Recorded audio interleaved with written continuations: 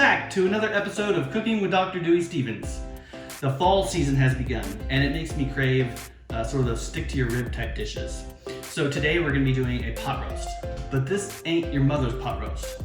Sorry, Mom. Stick with me and we're going to go ahead and get started.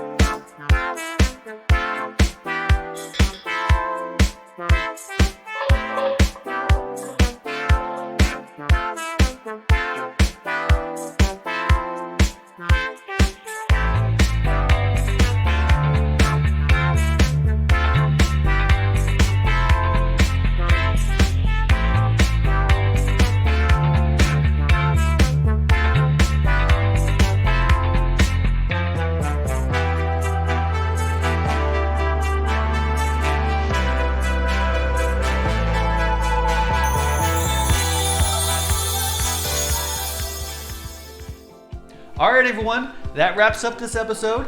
Hope you enjoyed this video. Hit that like button and consider subscribing to support my YouTube channel. Really appreciate it.